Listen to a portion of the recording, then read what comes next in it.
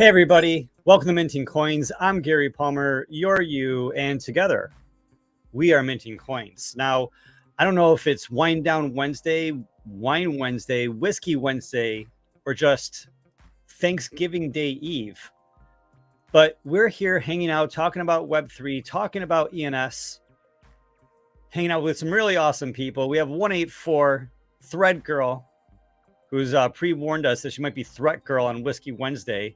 Not feeling well, bottle of whiskey in hand. I'm joining her, starting with a vodka drink. But I prepped. I got a vodka drink. I got a whiskey drink. I have some friends to drink. Cheers, Gary. Cheers on a. Oh snap! Guest appearance, straight off her live streams. Ada.eth. And, cheers, guys. And we have a frozen Thread Girl too. I think we cheers. I promise her I'll be here. She'll be back momentarily. Excellent. Yeah, Ada.eth. Hey, how you doing? Who are you? Who are you? What's your Great. name? What's your identity? Who are you? Thanks for having me. I am Ada.eth. I work with Gary with Web3 domains and in the background of minting coins. And Gary's been talking forever about me getting on the show. So here I am. Compliments to Thread Girl. Yeah, and I'm sure she'll be back momentarily. But very cool. Ada.eth. Thanks for joining the show. Yeah, thanks for having me. Yeah. And 184, what's your identity and who are you? I'm 184.eth. You can call me One for short. Ada, nice to meet you.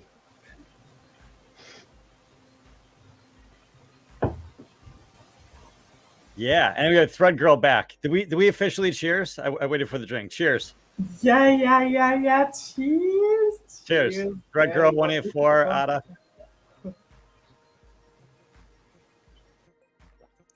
Cheers, guys. Ada, super nice to put a face to the voice I've been talking to for the past 2 hours as well on the other space. Yeah, I always say, so Twitter Spaces is like the first step. So we started interacting on Twitter. So we were all, PFPs and our tweets. And then we got to sort of meet each other and hear each other's voice. And I feel now through minting coins, we're like a one step closer. Exactly. I couldn't agree more. Like the first time I got into Minting Coins show, I literally felt like I made like more better connections with Gary, with 184, with Greyman, because when you see the person, like when we talk on Twitter, sometimes you forget there is an actual person behind this PFP for real. And like putting a face to that is amazing. So cheers to you, Ada. Cheers.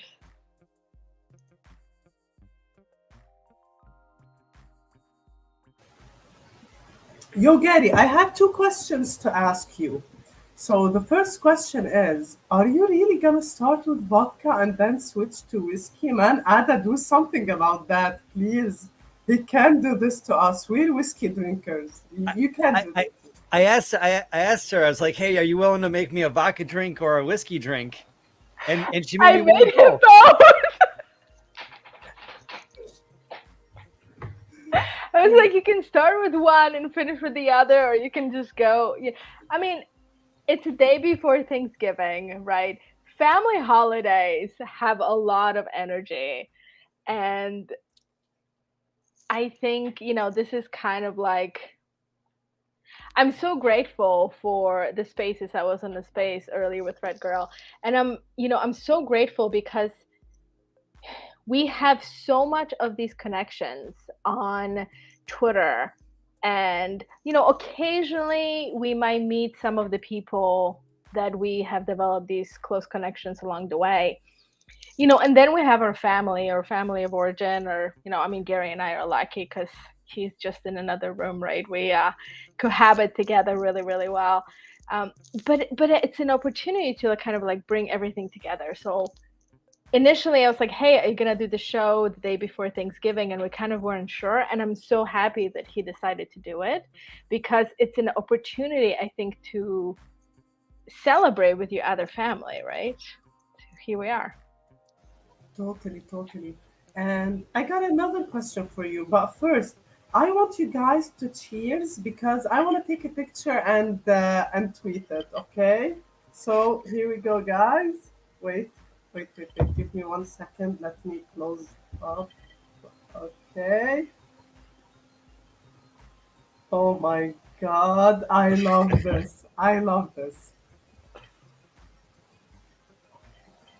And the second question, Gary, do you have mintingcoins.eth? I do. Of course I do. Yes. Yeah. Yeah, I didn't. Minting coins has been like in our family since 2016. And so minting coins has been our family since before ENS. Unlike Web3 domains, I didn't think about Web3 domains until just a couple months ago, really. Right? It's like I thought about it, but I really didn't seriously consider it or pull the trigger until a couple months ago. So unfortunately, we do not have Web3 domains.eth. Sad face. Gary, would you mind sharing what minting coins means? As in, how did it come about in 2016? Yeah, it's really hard. It's almost like a hard story, and it's like a hard backstory because minting coins is so ambiguous, especially with me like running the show. If I was a developer, like minting coins would be an app, helping anybody to create a token or to create an NFT or to mint an ENS name. It would be like an all-in-one sort of, app for someone to mint and mine their own tokens. And back when minting coins first came around, staking wasn't, really popular. The staking was just, at least in my world, it was just coming around in Dash. Like the Dash ecosystem was 1,000 node stake back when Dash was like $10 a coin, and then it went to, and so it was like $10,000 a node, and it went to $1,000 a coin, more than 1,000. So it was like more than $1 million for a node, a staking node. And so minting coins was like, learning how to mint or like mine cryptocurrency, learning how to stake cryptocurrency, learning how to mint NFTs. And so just minting coins, with us, it just, really heavily focused in education, right? Creating content, creating education. So minting coins, like the meaning of minting coins is just, like, because you have really minting coins with the treasury, right? They're minting coins. They're turning metal into, they're stamping it with like dimes and nickels and quarters and dollars, and they're doing that in a centralized way. Minting Coins, the Web3 company, is just teaching everybody how to own, how to use, how to be the blockchain technology, so that anybody can mint their own tokens, mint their own NFTs, stake Ethereum, stake Chainlink, hodl Bitcoin. It's for everybody to be their own digital mint, for everybody to be their own digital bank, right? It's like the original concept was that be your own bank. Well, now it's be your own mint, be your own like source of blockchain, strength, right? Learning how to, again, just mint your own tokens, mine your own cryptocurrency, have your own, gated token, let it be an ERC20 or now an ERC 721. Yeah. And so it's just, being your own bank is very, there's not a lot to it, right? You take gold, you put it in the vault, and then in the Bitcoin world, that's it. You know what I mean? You don't lend it out, you don't do anything. You just be your own bank, right? But with Web3, there's a lot more interaction There's a lot more engagement that we have to have. And so, you know, it involves action, you know, in this digital world. Yeah, and so that's like the idea of like minting coins and everybody, you know, all of us being minting coins, right? Because in the future, every kid is going to have their own ERC20 token. Just like right now, every kid has their own blog. Every kid has their own microblog. You know, like if you think about it, if you were going to tell, what year is this? If you're going to tell somebody in 1995 that in the future, every child in America was going to blog 30 times an hour. No joke. Some kids are blogging at once a minute, right? Every post is a microblog. And if you get paid for it, and make money while doing it. Yeah, and so if you're going to tell someone 30 years ago, every kid in the world is going to blog, and you think, oh my God, what is this, a sci-fi movie? How is that even possible? A rotary phone only goes like this, even if it's buttons, you know? And so now here we are in Web3, and we're saying every kid is going to have an ERC20. Every kid is going to have their own NFT project. If you're friends with Johnny at school or Susie at school, you're going to want to own their NFT. You want that in your wallet. It's like signing the yearbook. Everyone's going to look in your digital wallet. It's going to be, people are going to spam you with horrible things, but then they're going to get in trouble because it's on the blockchain. So it's going to be very clear who did it. Sorry. No, please. No, man. If I'm drinking, I'm gonna like have the mic all the time to myself, obviously, as you guys noticed. So 184. Go ahead, man. Well, I was going to go a different angle. I was going to say, so talking about the past and all things that were pre this digital age. So my first mobile phone, or around about the time my first mobile phone, was the Nokia 3310. Now, I believe that was the universal phone around the world.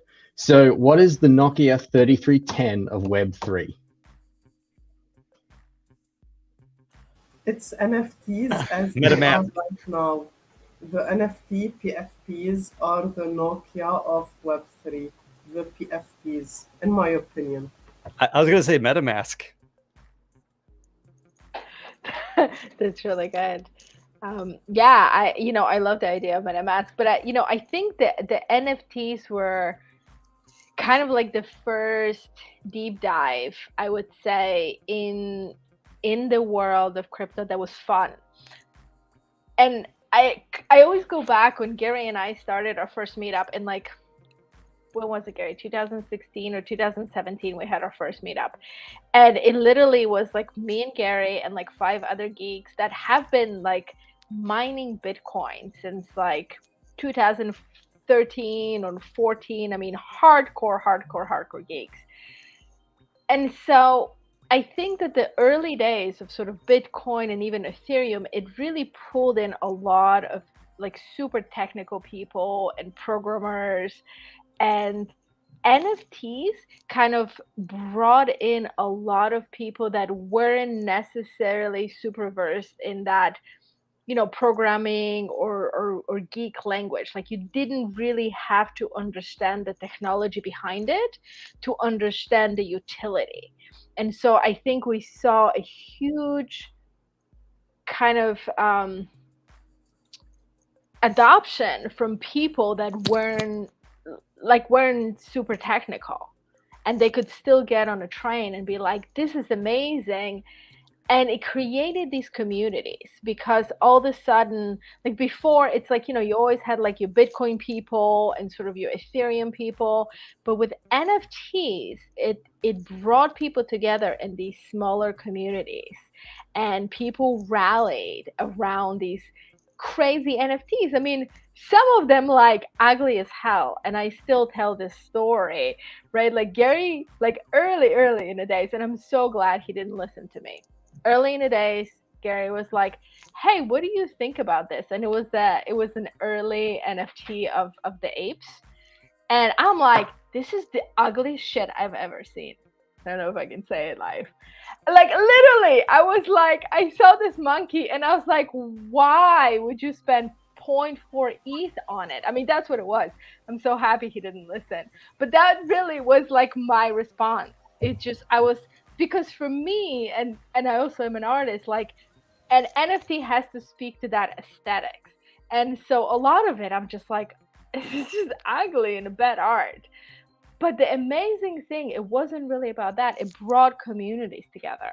When we saw that with V Friends, I mean, when Gary V released like the version one of V Friends, I mean, it was like not beautiful art. I mean, let's just admit it.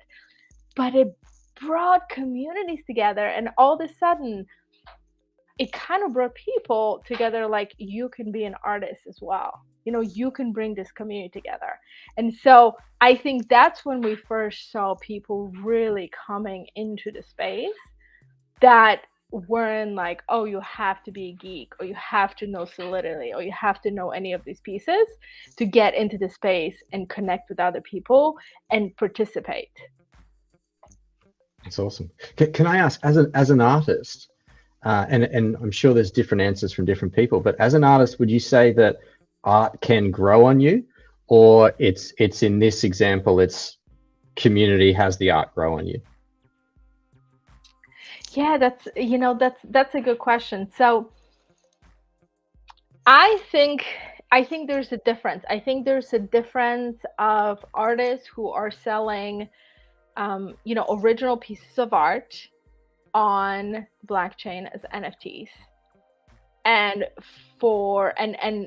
for people who really want to appreciate and collect art, I think it's the same. Like, we want to own a piece of original art, and so we might not own Picasso, right, unless we're billionaires at this point. But if there are artists out there that I love their art, like, I want to own the original, not a print if I can, right?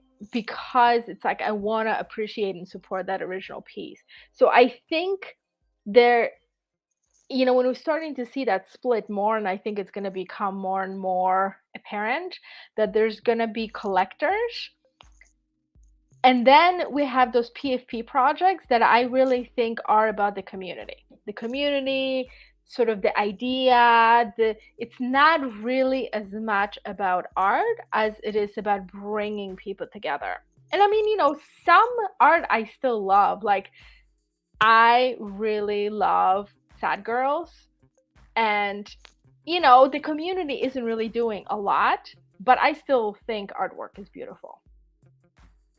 And so, but then there's other communities that I totally align with, that I don't necessarily love the art, but it's really fun to participate in the kind of collaboration and growing together.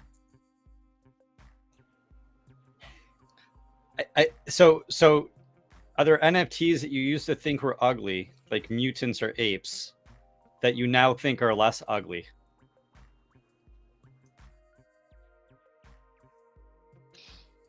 Yeah, I used to think that mutants were absolutely horrendous, and I really love my mutant now. I mean, maybe because it's my mutant, and occasionally Gary's like, we're gonna get you an ape, and I'm like, I don't want an ape. I love my mutant. I love it, and I do love my Gary V skeleton, and there definitely are some things that I mean, I just think that they're ugly cute, right? Does anybody like relate to that? Ugly cute? Can I tell you something? I tweeted something once that at this point, um, how beautiful or ugly the art is depends on the floor price. For real though. So if you put the shittiest art out there, right, and the floor is 10 ETH, 20 ETH, whatever, man, it's gonna bring something that you say, oh, but I like this trade or whatever, right? We are DJs, we are traders, and it's the way it is, right? We are minting coins as well.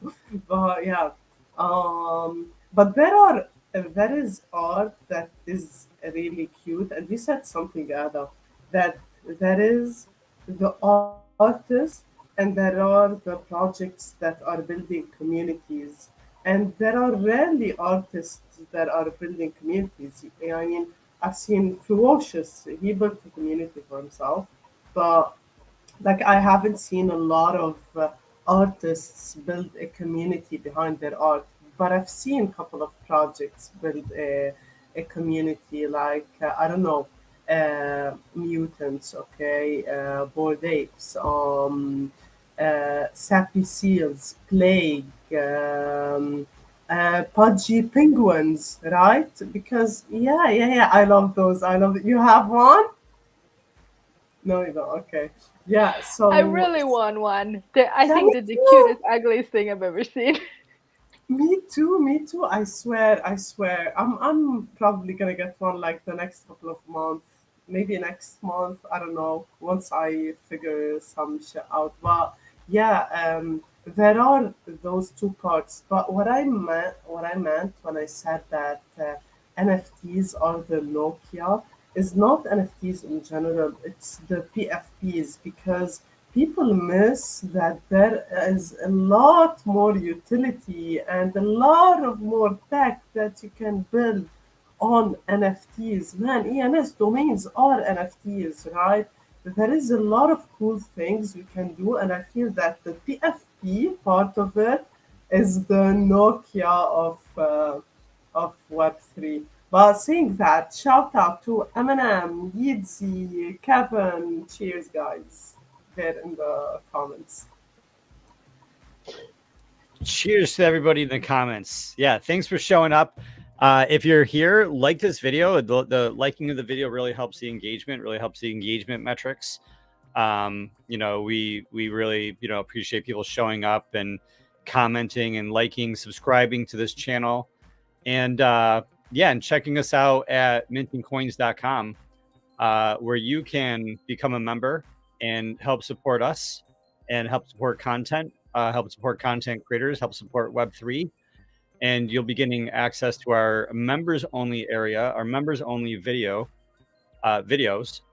And sort of like be a fly in the wall, be part of the conversation, be part of the community, and get a lot more of this, except even more unhinged. We can get even more unhinged in the private videos because we can say and do whatever we want without any fears of the algorithm. Yeah, Of the algorithm. that's where we get to drink whiskey and talk shit and know things. Exactly. Adna, 100%. man, this is my favorite episode. Mainly because you're in it. That's first of all, and second of all because I got whiskey next to me. But I wanted to ask two more questions. First of all, we're just chilling today, right? We're just chilling. Like we're not gonna go through tabs and certain topics, Gary. If people don't have shit to talk about, then I got to fill the time talking about something. So No. I'll bust out tabs if I got to. I'm ready to bust out tabs. No, Today's the CryptoKitty birthday, right? Today's the birthday of the CryptoKitties. Oh, No way. I Yeah, have funny stories about CryptoKitties. No way. Yeah. Do Okay. tell. Do tell. Oh man. So, you know, Gary's is like a wizard where he can really foretell the future. It's like, but it's like sometimes when you foretell the future, it's kind of like Nostradamus. Like you kind of can't quite get the time right. And so when CryptoKitties came out, like Gary knew NFTs are gonna become something, even though like CryptoKitties weren't even called NFTs back then. He started talking about it, and from like the degen mind, I'm thinking, okay, so this is where we are with technology, right? So in my mind, it has to be this like amazing, sort of animated, like cool cat, like Mad Max kind of vibe. Like it's gonna be epically amazing. And we kind of had this conversation without me actually seeing a CryptoKitty for a while. But so I had this whole kind of idea, and as we talking about it, I'm like I can get the concept, and I'm like, yeah, like I get it. This is like the next step of adoption. So I'm like 100% on board. Like, yes, this is gonna be perfect. And then he shows me the picture, and I literally was like, people are trading shitty JPEGs. Are you kidding me? Like, I was not expecting. Like, it didn't move. It was like a pudgy little cat, and like I just was. It just took me a while to get on board after that. I was like, literally, that's what I like. That's what you've been doing for like 24/7 for the last like weeks on end. Yeah. For real, for real. The CryptoKitties, man. Yeah, They're yeah. gonna come back. I'm telling you. The CryptoKitties are gonna come back. No, no. They just had a big sale this week, didn't they? Was it a not an original? What do you call it? It was like a 28 founder. ETH. Founder. It was a founder cat. It was. I mean, a big sale if you're just looking at the number, because like 28 ETH is like kind of like a lot, but in the rarity world, I mean, it's really rare to get one of those like really early gen. I mean, you guys know numbers, right? The power of numbers. To get one of those early gen founder cats, those first 100 cats. I mean, that's really rare. Like that's something that, you know, the Smithsonian is going to want in their museum, you know, as one of those founder cats. And so, I mean, it was kind of a lot, but I mean, it could easily sell for 10x that. You know what I mean? It's just a rare digital artifact. I mean, you can't deny CryptoKitties in our world. Smart buyer, Gary. You know? Yeah, and some people are really like, if you have money, you can take advantage of this shitty market. And we believe in this, right? We believe in Web3, we believe in NFTs, we believe in crypto, DeFi, all of it. So if you got money, definitely you can invest now in things that you know for sure are going to be worth a lot in the future. And that's what we say about ENS all the time. Like a lot of people need liquidity at this point. Drop lowball offers on everything. Drop lowball offers. A lot of them are going to get accepted. 2 months ago, 2% of your offers were going to get accepted. Today, more than, I don't know, like, am I like talking too much if I say more than 40% is gonna get accepted? I don't think so, because people want liquidity in their hands. A lot of fear has been happening, and and Novax, what's up, bro? Hey, How's everyone doing? Hey, it's good to see everyone. cheers. Having a drink, having a good old time. I'm chopping up some minting coins footage right now of what we're grateful for, what we were talking about last night, and some beautiful stuff here. Actually, listening back to the show, it just gets better upon every replay. It's nice to see everyone. Happy holidays. Thread Girl, you're looking wonderful. It's always a pleasure to see you. And Ada, it's wonderful to see you and meet you and hang with you. And everyone's looking so wonderful this evening. Appreciate 184 being in the house with us, always providing the beautiful insights and introspection, and so much good value being created here. I was just in a space right now, the emoji space, with Floss and Verse and Kev, and I was telling them, guys, get over here to minting coins because we're doing so much, and it's providing a new kind of medium. And so hopefully we'll have some people, join us from there. Yo, for real. I DM'd Verse an hour ago, maybe told him, man, literally finish your space and you have to be here, because like Verse has his Friday night shows, right? So he gotta enjoy this one. I mean, we're drinking, we're having fun, we're just chilling, we're minting coins. Yeah, 100%. When Gary and I started talking about bringing the show back, we kind of started throwing some ideas, and I wonder if this is like gonna be the beginning to the Whiskey Wednesdays that we talked about, because it is Wednesday and we are drinking whiskey. So I wonder if this will like carry on into the future of the episodes. Ada, it's gonna carry on. I swear, me and you, we have the same. No. Not again. Thread Girl runs at the most ideal time, like perfectly. So That is excellent. So Novax, I gotta say, there was a moment back there with Thread Girl you've got a soundbite which is we're minting coins from Threadgo at whatever time in the feed we are right now. So around 30:22. We're right. Yeah, timestamp. Yeah, hey, I want to jump back if you don't mind, Ada. You mentioned one of the projects that you do like is Sad Girls. Is that Sad Girls Bar or is that something else? Yeah. Cool. Sad Girls Bar. They have that. They started with the Sad Girls Bar, and then they have Skeleton Tongues, and then they have the Sad Cats.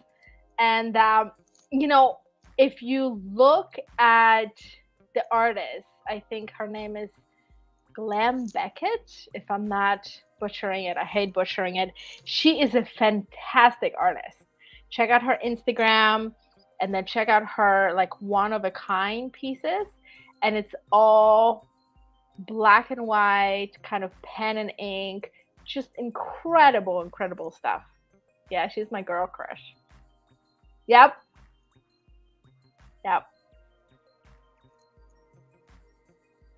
Yeah, the first thing that happened when we went into bear market, I was like, Gary, I'm getting a sad girl.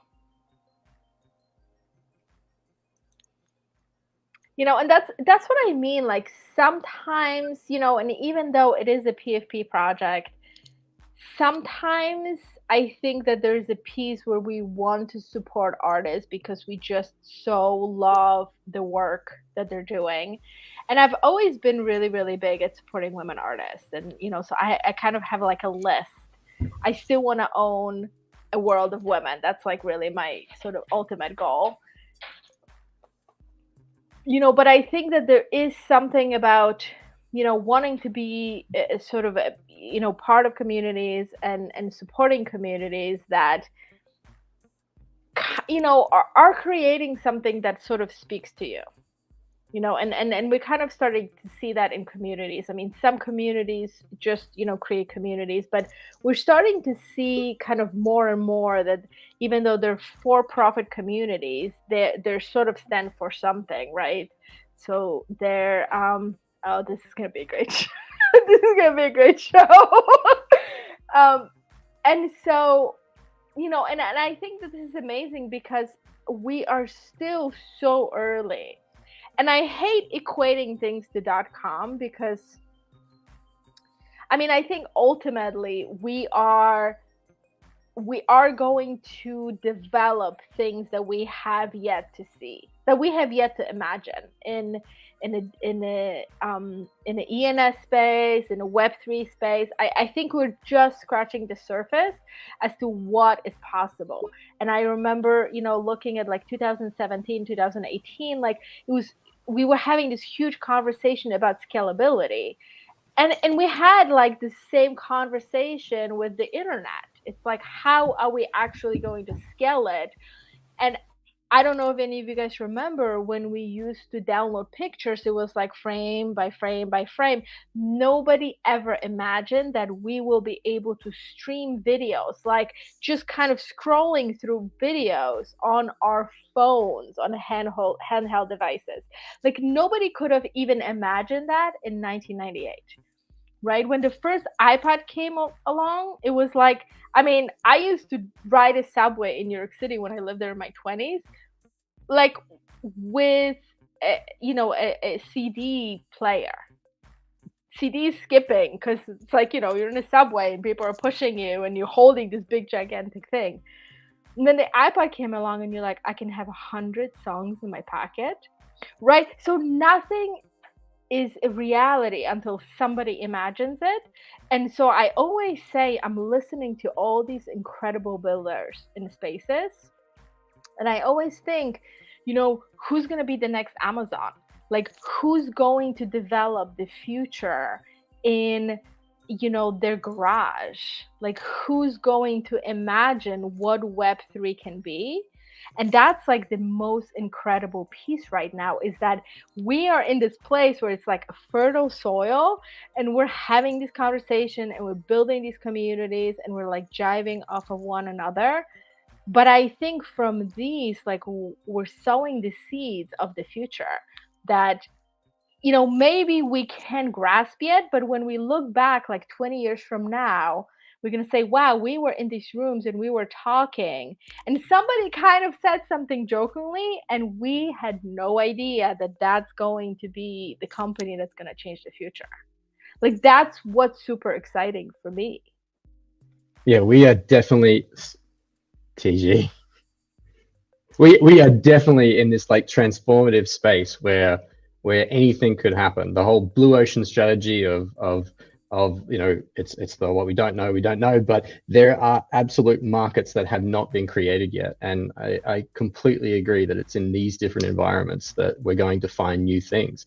And the comparison with .com always happens because it's obviously the most recent catalyst that's been around, and .com is just web. It's also Internet of Things, but that was transformative, and that was a more recent version of disintermediation, which is exactly what blockchain is doing. So we're copying disintermediation of decades ago, but we're also adding all the other qualities of blockchain, which will just transform the space. And I'll just say, I do remember fondly the CD Discman, and I remember having the button that would be like the Sony Discman, and you'd flick the button, it would use extra battery, and it would stop it from skipping, and it didn't do a damn thing. Yeah, it totally, it would still skip. And when you were talking about it, I'm thinking, what if we are in like the internet of imagination right now? Like, what if we are in like the internet of possibility, right?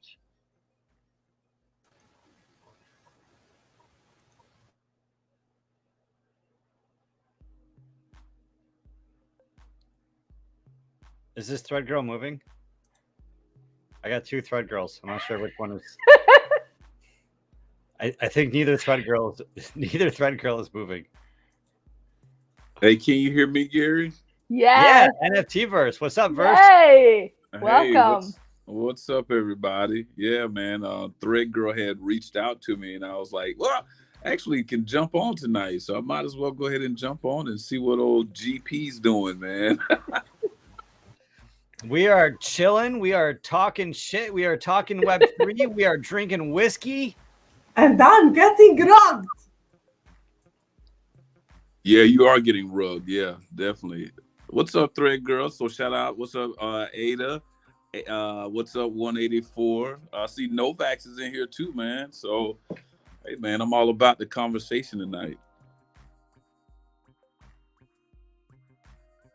Yo, Verse, I was just talking about you, telling them that I literally DM'd you, told you you really need to be here. You have the vibe for this show, especially tonight that we're drinking, and you host the Friday night happy hour, which is drinking at the island. So your place is here tonight, man. And yeah, thank you for joining. I know you had a space earlier with Lawson. I joined that, but then switched to here. So, man, super happy to have you here, and cheers.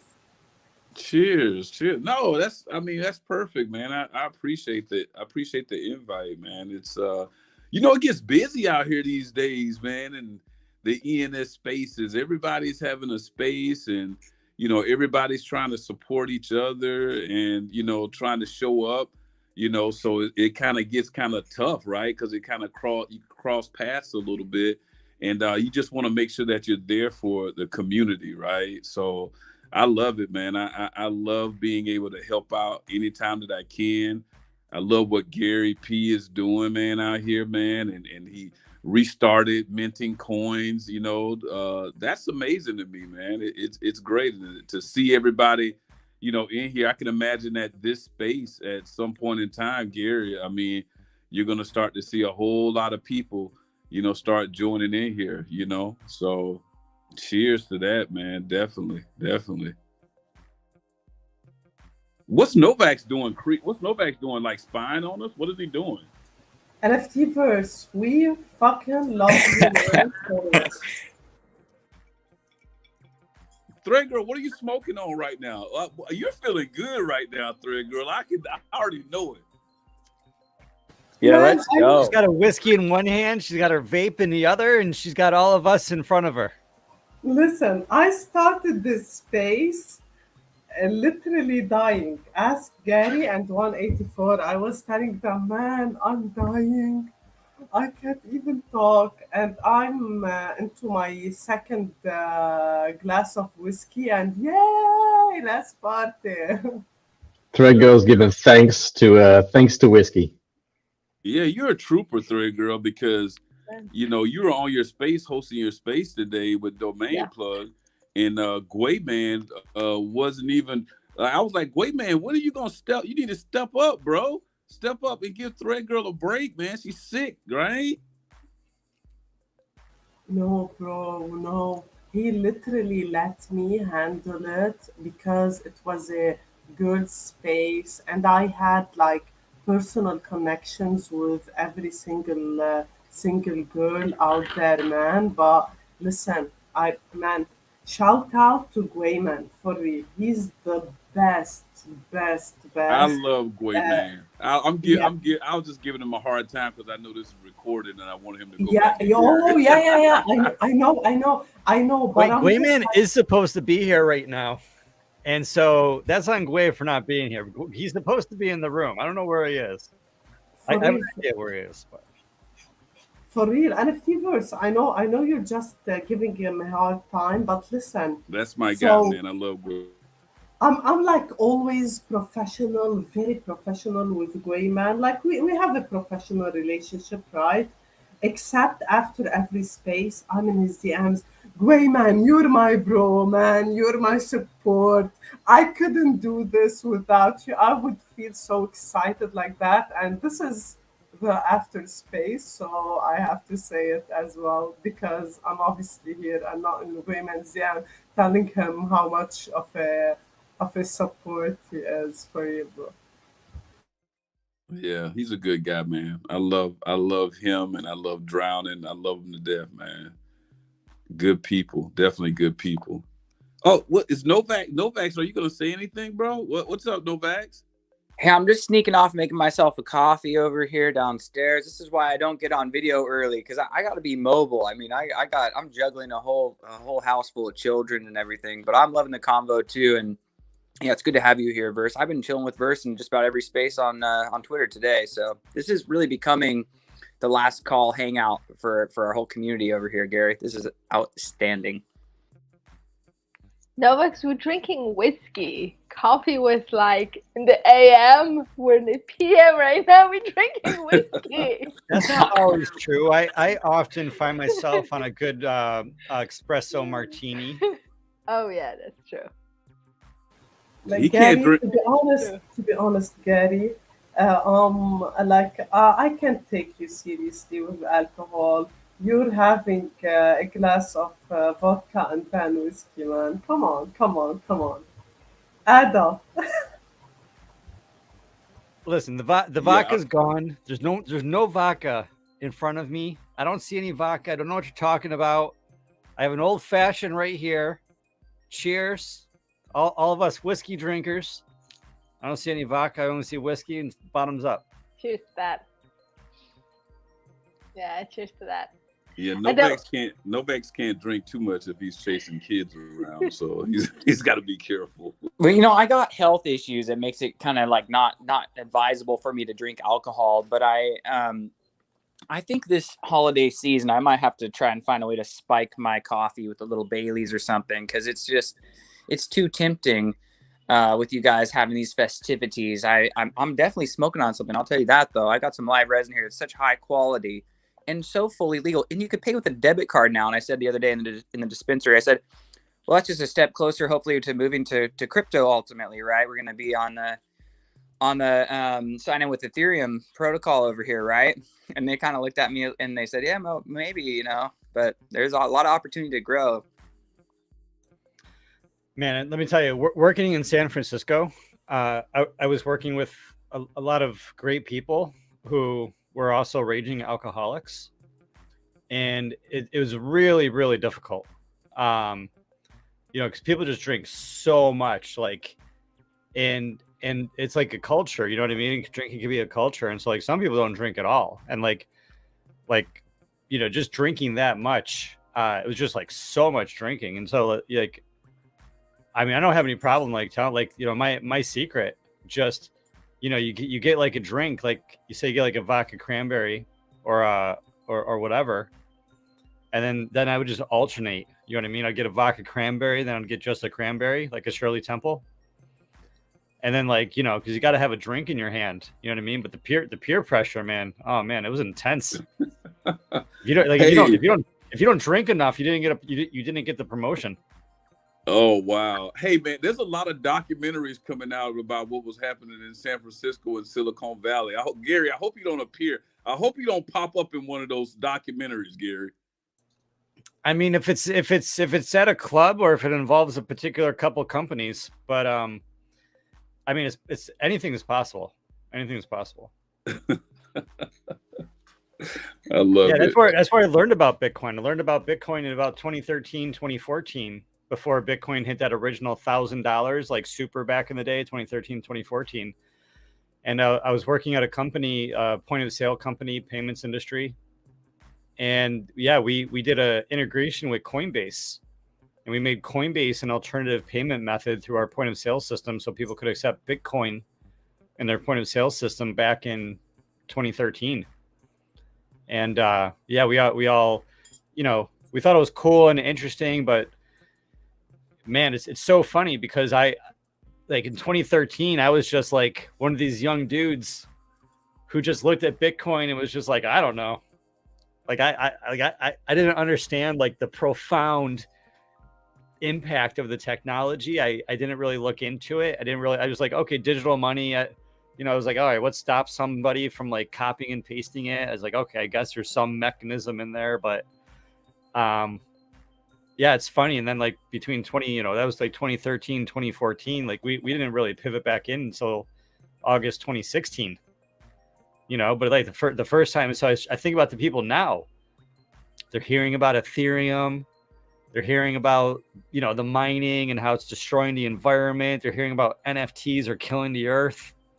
They're like, I don't know, you know, they're hearing about ENS. They're like, I don't know. I don't need no silly ENS name. I just got, you know, .com or .crypto or whatever. It's all the same.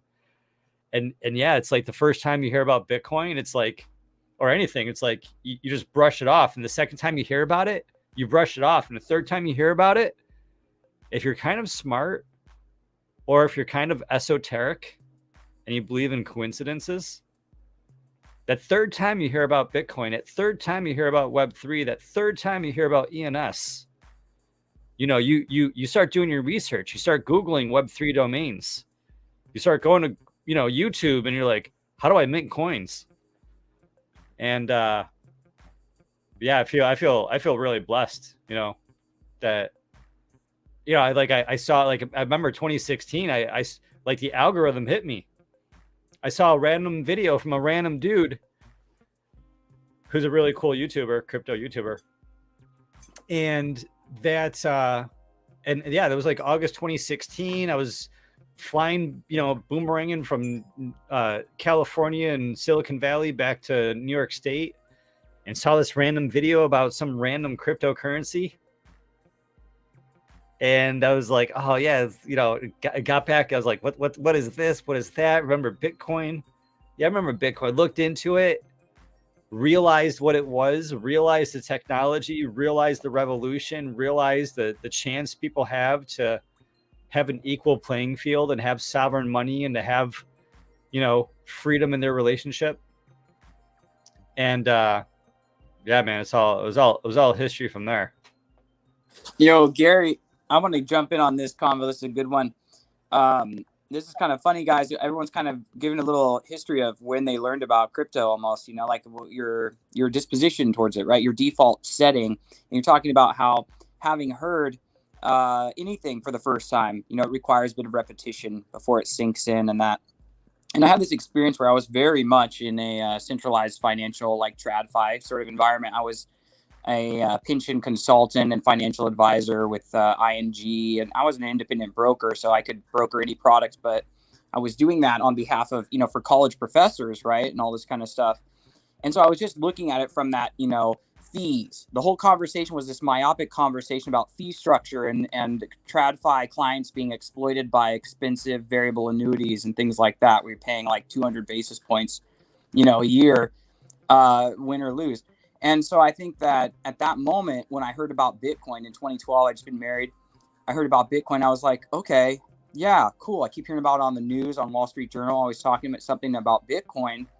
And by that time, it seemed to me that had been mainstreamed. You know, my thought process was very much like, well, I missed the boat. It's already $100 or whatever, right? So I was a hardware dude. I was building stacks of hardware rigs for the office for all the marketing, you know, team that I was running there. It's like 12 different marketers, 20 different reps, a lot of hardware. And I could have been CPU mining like for my own botnet, you know, and I would have done it. So anyway, when I finally came wise to it was by 2017 when I was working on documentary footage. And that's when I started using my GPU mining. You know, my GPUs are pretty powerful to point at Ethereum and all that. So anyway, it's just funny to look back because I don't often look back that far. I always start my story at 2017, but I don't often reflect all the way back to when I first heard about Bitcoin and how I felt about what I was doing then. You have to. You have to. It's like when you talk about your life, you don't talk about your life like, oh, I was born when the day I have my first memory is when I was born. You know, when I was 2 or 3 and I have my first memory, that's the day I was born.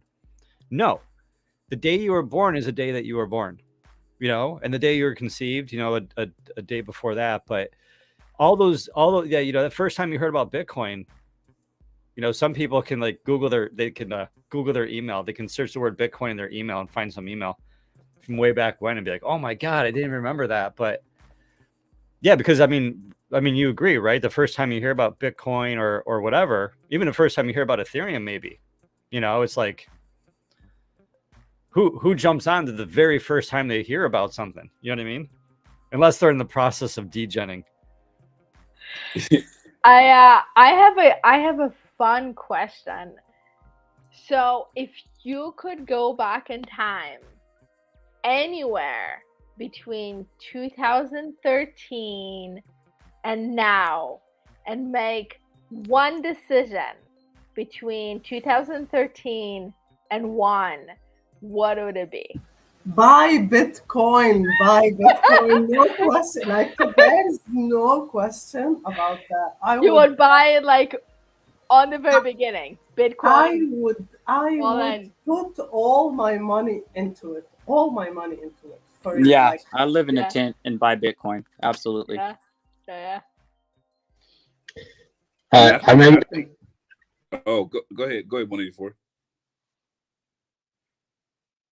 No, I was just going to say that I think that you could find possibly the smartest stockbroker out there, and he would say the same exact thing.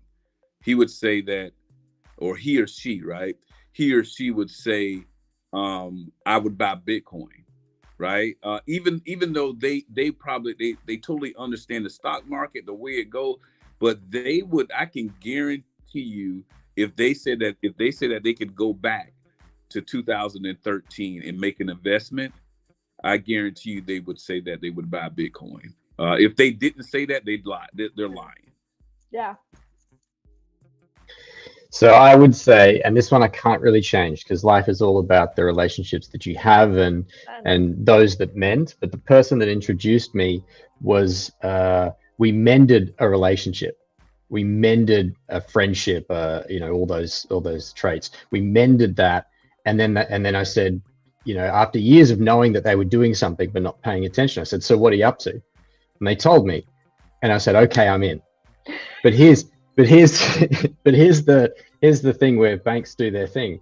It took me a month to get my money out of the bank so I could then buy Ethereum.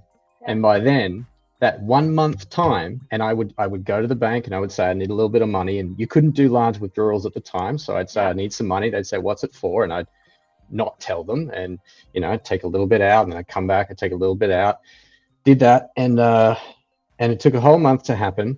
And Ethereum, I think 5x during that time. Yeah. So I'd love to make everything a month earlier, and I'd love that relationship mended a lot earlier than that. Yeah, no, it's you know, I always think there's this really funny story out of from like one of our early meetup DJs, right? And there's stories of people having like computers and kind of like, changing computers and like losing Bitcoin. And this guy was like, yeah, I like changed my computer and changed the password, and then somewhere in the process lost 50 Bitcoin. And that's when we were in the 2018, like that was like the previous bull run when we reached like the $20,000. And I remember I'm like, oh my god, what must this feel like if you were like, I had 50 Bitcoin and I lost it and now it's like $20,000, like holy fuck. And so I wouldn't go back to all the way to 2013, because now we have sort of processes, right? We have wallet, we have MetaMask, like we have a way to keep it, to keep it. But I'm not, I might be a degen, but I'm not like a sort of like a hardcore programmer. So I think if I, for somehow got into it in 2013, like I probably would have lost it like 10 times over, because there just wasn't enough systems. Like you really had to be like, No, you could time lock it. You had to be like a geek. No. There was like no time lacking. Like you go Well, there wasn't back Bitcoin, to a technically. time and you make like one decision difference. So if I bought in, like thinking where I was in 2013 and who I was, like if I bought into Bitcoin, like I probably would have lost it on some old fucking shitty computer that would be somewhere in some pawn shop at this point, because there Oh, just God, wasn't pizza. enough systems to like keep it, to understand like how to move it from place to place. So I would like to at least get to a point where it's like, there's a certain understanding where it's like you can keep it on a wallet and kind of keep it fairly secure. Yeah, I would agree that even in 2017, self-custody, from my perspective, it sucked. It was scary, and I forget. Help me out here. The self-custody, the main thing that you would use before it was rebranded to mycrypto.com or something. It was Mist, or what was the Ethereum client? Yeah, thing? that sounds familiar, dude. Yeah, Mist, absolutely. I definitely used that back in the day. That thing was horrible, but it was also the best thing at the time. And that was my introduction, and I thought this is ridiculous. I hope this doesn't continue. And now we have all these great tools. Yeah, I'll jump in on the one decision, because I just said I would live in a tent and buy Bitcoin. Obviously, I have a family. I couldn't have done that. So I'm understanding the prompt a little better. So as opposed to just becoming a tent-dwelling Bitcoin investor, actually recently I had a pile of Dogecoin, right? So this is actually kind of a funny story. In my traditional investment experience, it was often conveyed, especially from these very institutional kind of style money managers who are into the index funds and everything. They're like, nobody outperforms the market. Everyone knows you can never. It's timing risk is timing risk, DCA, and it's wisdom. That is the prevailing wisdom. That's like the proverbial wisdom of investment. And so anyway, that was very much the school of thought. And so it was borne out in my personal investment strategy that, like, it's better not to do too much, and you have to kind of concentrate your positions in a way too to have any exposure. And so early on in crypto, I really diversified really stupidly. So I just basically had, after the crash, just dust everywhere. I could hardly get anything off of any of the centralized exchanges, or any of my self-custody shit was all just like worthless. And I basically then recovered with $500. Okay, that was given to me by my mother-in-law on behalf of my son for his birthday, to invest in Robinhood crypto, because I was shilling her, hey, you get whatever, a free stock or whatever. And so that I grew that account, sentiment, like trading, swing trading Doge and Ethereum, up to about 30,000 in about 2 years. And from there, it tipped up at about 48,000 from $500. When I did the math on it, it was like 42,000% growth. It was crazy. So I was like, I outperformed the market.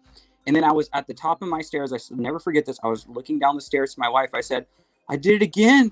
I doubled up. I just sold off 400,000 Doge and realized some gains. I'm going to buy back in after it dumps later. That was the day the Doge went from like broke out over 1 cent all the way up to like 40 cents or whatever. I had like 500, 600,000 Doge. It was over the course of like 1 or 2 days. I sold off in chunks like 100,000. And dude, that would be I would totally have saved that. Obviously, who knows if I would have sold the top, right? So I probably would have still regretted something, but I definitely would have waited like 6 hours to at least pull some of those sell triggers, because I would have had hundreds of thousands instead of tens. Yo, I got a story of mine which is like super shitty because one of my friends who lives in the USA actually, he he's Lebanese, right? So he came to visit. It was summer 2011 maybe. And as he was walking out the door, I swear I would never forget this scene ever. It was me, my brother, and my dad. We were saying goodbye to him. I was in college, right? I had no money. And literally at the door, he was telling us, listen, you guys, buy Bitcoin. Please, please, for me, buy Bitcoin. And my dad was laughing at him.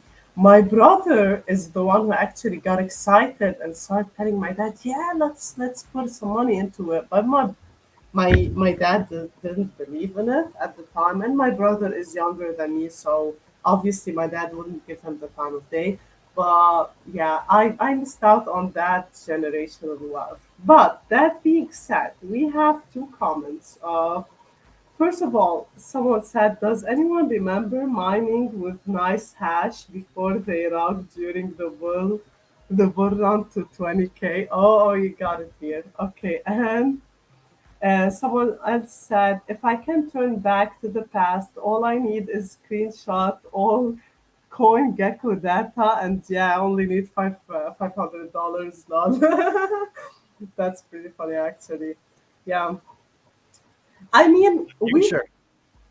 we don't need to reminisce on this, right? We missed out on some, but we did great on this. We're early into ENS, is how I feel personally, and we're early into Web3 in general because, like, go to I don't know, crypto Twitter timeline, guys. How many people do you see? Right? We are super early, and um, like the next bull run is ours. It's definitely ours. I have so much faith in this. It's unbelievable. And I also have faith in something. I don't know if NFT Verse said it. I think he was the one who said it. He said, listen, so when all the big companies and the big dudes come into the space, right? Who do you think they're gonna hire to help them off with Web3, right? For example, like even in ENS, who are they gonna hire to take care of their subdomains, of their everything related into ENS? Are they gonna keep their original corporate HR or whatever? Fuck no. Fuck no. They're gonna come to us because we are the ones who are here right now. We know the ins and outs of everything. We know the community. We know how things run, right? So we're definitely early, and like I I would hope if I went back in time and I would be a fucking billionaire right now because of Bitcoin, but I'm so grateful that I'm here right now uh, with you guys doing this live stream. Man, in 10 years, people are gonna look back and see, oh, Minting Coins was the first YouTube channel talking about ENS domains and tackling the deep roots of it. Whoa, those I was guys. talking about ENS domains like the month of the auction, maybe 2 weeks after the auction started. I was talking about ENS names, so I am positive that we have the very first. I mean, it's highly likely. Yeah, I think Like we I, should I we taught should people how to pull. do. You go watch the video where Yeah, like you could see like, oh my god, that's what you had to do for the auction. Like that's horrible. yeah, And yeah. and it wasn't We should straightforward. It didn't pull. make sense. No, no, we should pull some of the old videos like back. You know, I but I am always on that. say, Link me, Ada, because I will flip that. Exactly. I will find you some. You know, I think that if you don't have the stories of how you've lost millions of dollars, like, right, then have those you're stories. not truly, like, you're not truly in this space. Like you haven't been here enough, because it's, you know, I know Gary and I, we have so many of those stories where it's like, you know, we made one wrong move, or, you know, we We made made a one wrong decision. move several times. Like Yeah, we bought too exactly. early, or we sold too Yep. early, or Yep. yeah, Yeah. just we didn't buy Bro. enough, or we should have done this. We should, but there's like so many times where it's like, fuck, we're like, So what? yeah, horrible, lost sleep nights, just like millions of dollars like slipping through my hands. It was Yeah. like horrible. So can I got to tell a story here, and I think someone's heard this, or I don't know, but so I started minting ENS domains. I think it was in the second or third week after it had come out. I think it was early May that the auctions began. So I missed out on all the great ones. May 4th, May the 4th, May 4th. with you. So I was like the 25th or the 22nd with the 3-day sort of wait time.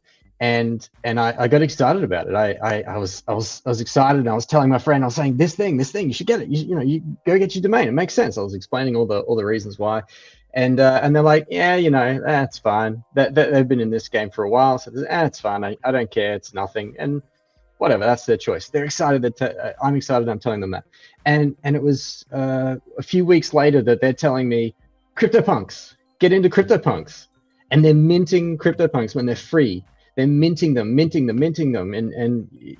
CryptoPunks didn't sell out so quickly. So they're doing that. They tell me about it, and I'm there going, I'm still doing this ENS thing. I'm busy. I'm not going to do that. And long story short, I didn't get any CryptoPunks. So maybe I want to change my answer to, I want to mint CryptoPunks back then, and that's millions lost. Oh my God. Yeah, well, listen, man, I don't even want to get into it, because I got like 700 fucking crypto kitties, and I have 0 CryptoPunks. So, side note, I got some really like awesome crypto kitties, but yeah, I think what would you rather do? Would you rather go back to the Bitcoin like at 2013 and have to deal with all that, bullshit of Bitcoin? Or just go do the Ethereum ICO. Just do the Ethereum ICO, 2013. And when was the Ethereum ICO? I mean, you could do after 2013. You said in the question. So, yeah, 2015 was it? Yeah, just yeah. You save 2 years of your life. You go to 2015. You do the Ethereum ICO. But then you got to go through the DAO hack. And that's fine. No, that's fine. That doesn't matter, because if you're self custody your keys, you're perfectly fine. If there's any deleterious, you actually have both. If you self custody your keys and a DAO hack happens, if you have like 100,000 Ethereum, you now have 100,000 Ethereum and 100,000 Ethereum Classic.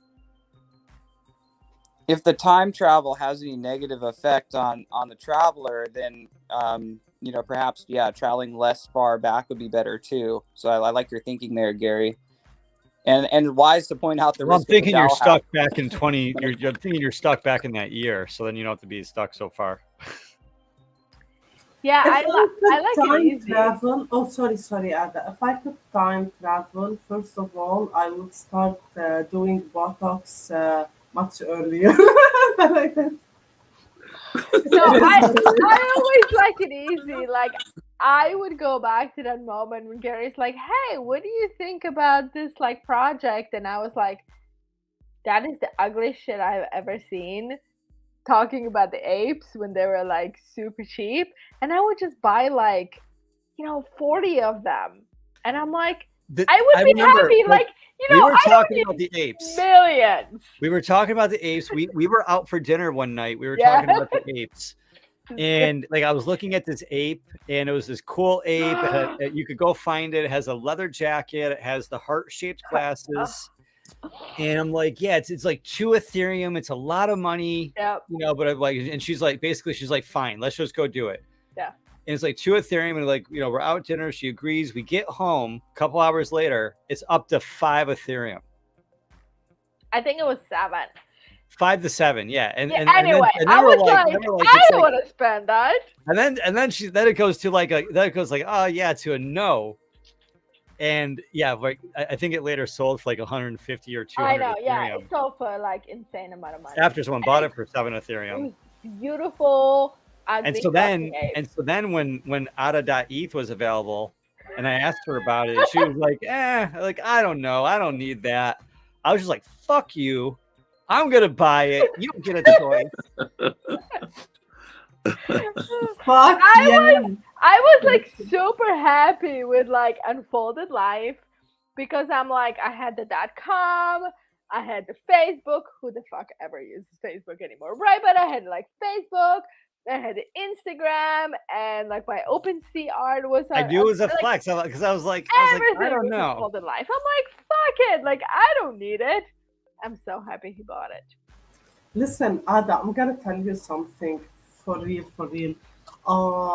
So I don't own my first name, and this is the only reason I don't dox my first name, right? I'm You dox. own Albert.eth? No, I don't. It's too expensive for me right now. But like, I have some people in Web3 who have my personal Instagram, right? They know my first name and my last name.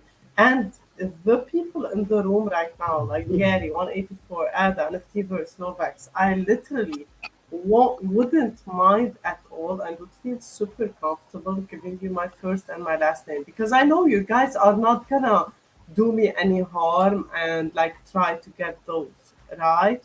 But like I don't put it out there because I want to own my own name, and you owning your own personal name, you have no idea how much it means until you don't own it. Trust me, like I don't know, I don't own my own name, and it's like it's a how do we say it, like a thorn in me, you know, like literally that's it. Like I'm people see me as, oh, like she's so much into ENS and whatever and whatever, and I don't even know own my own name, you know. It's shit. So you're super lucky. And Ada, you and me, man, we have so much in common, including that our first names are super expensive. Unlike Gary Palmer, GR. I know. Yeah. No, I always said like if I just said yes to those stupid apes, I would have like bought Gary.eth for Gary. Cause like that's really all I want. It's like I want Gary to have Gary.eth. Like that is like my life's dream. And you know, it's amazing because we have, you know, so we have 5 kids and all of those 5 kids have their first name. I think a girl. No, we're missing. Yeah, we're our girl. Well, we're actually missing 2. Like um, one of our kids just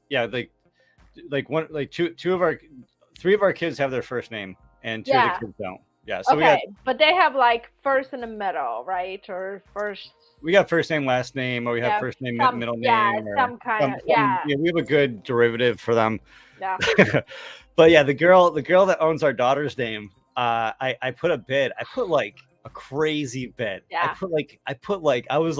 I just came off a couple sales, so I had the money in my wallet, and so I put like a 5 or 10 Ethereum bid on my daughter's name, No. and the chick that owns it gave me a counter bid of 10,000 Ethereum. Which basically she's like, She was fuck like, off. The name Wow. is mine. Yeah. Guys, is I will crazy. tell my personal name ENS story in the after hours because it's kind of funny. But yeah, I mean, my brother's been really successful, and yeah, I wanted to own that name, so I'll tell you guys a story. It's kind of a good story. Yo, the other thing here with the names, it's actually really funny about they're like somebody said you own the name, you own the whole family recently. And I was on a call with my family, has a partnership in New York. And we were on the family partnership meeting or whatever. And I was like, yo, just you guys know, I got our name .eth and everything. And I was like, hit me up if you want a subdomain because ENS is the future. And a few of my family members, my uncles are, boomers, have retired from software development stuff, have their own practices, own the TLDs for my first name as well and stuff. And so I kind of could tell, I think I got their attention. They kind of treat me like I'm a crazy a little bit because I'm always talking about this kind of crazy stuff. But I planted a seed there with some tech homies. Anyway, I can't wait for my brother to come around to the realization of ENS because that's when I think I'm going to get the biggest knock. And my brother is literally one of the most successful dudes I know. And I'm going to bend him over for the name, dude. I'm not selling our name, even a subdomain to him without some serious Skrilla on the table. But Gary, didn't you guys say somebody was going through your wallet or something the other day? And somebody said that like one of your children's names, you said, oh, I think that's our kid's name. Was that you who had like a really cool kid's name? And maybe you could save that for the private show. But somebody had a dope one like Skrilla. It was like an ENS like meme name. That was their kid's name. And we were all like, dang, that's dope. Was that you, or do you want to save that? It wasn't Skrilla. Yeah, sure, I'll save it for the after show, even though it's public and it's my public wallet. But yeah, one of my kids said that was one of my kids. I got his first name, and I have his tag name. Okay, so it was a tag name. Okay, cool. I was like, you named it's not his actual birth name. I could save it for the show to tease the show.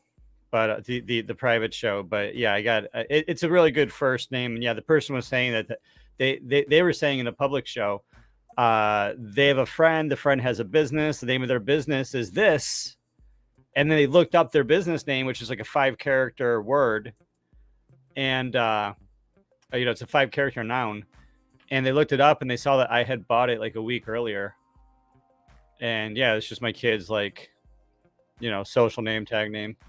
Yeah. What up, Doug girl? Yo, so someone commented, ada.eth. What do you call this in English? Greater than. Yeah, right. Greater than any JPEG for real. And that's like totally true, by the way. Like it's a first name, right? And I remember I was telling my brother about ENS domains, right? And we were having dinner, and we have this occasional once every 2 months dinner where we catch up. And I was telling him that I'm investing hard in ENS domains, and I was telling him about it and whatever. And then I told him, and listen, I bought your username that you use on WhatsApp, on Instagram, on whatever. I got this for you just in case any time you would ever need it. Man, I'm telling you guys, he was never ever as happy as he was at that moment when I told him like I secured this domain, and to this moment, he doesn't know what ENS domains in general are, right? But he is a bit into crypto, but the crypto, not NFTs side of things. So yeah, man, owning your personal name, Ada, is wow. I'm jealous, to be honest, and yeah. So you said before, like not having your name as a thorn in your side or something along those lines. Completely agree. Now, my name, my first name is owned by someone who's like a punk whale, and I'm fairly certain I'm never getting that. So I've had to resolve that. I've got my last name, I've got my wife's name. I'm shopping for kids' names. So like I'm looking for boys and girls. So joke's on whoever owns them that I don't have to get the name. I don't have kids yet. But yeah, definitely shopping and want to make sure that I secure those names. I think it's the thing that in years to come, people will be trading their punks, they will be trading their apes, they will be trading whatever their V friends, they'll be trading their the bar girls, whatever it was, the thing they'll be trading whatever they can to get their names. It is the thing to do. Totally. Yeah, And yeah. Go sorry, ahead. sorry, Ada. Go ahead. No, what I was going to say is that, what we saw with .com, it was mostly like brands and companies, or, if you had a blog, it would be like your first and last name. But I think that, what Gary had said is that, we're seeing more and more that like the kids are like blogging, 10, 20, 30, whatever, 50 times a day, right? The mini blogging. And I think that it's transitioning from like the few having a voice to kind of like the many having a voice.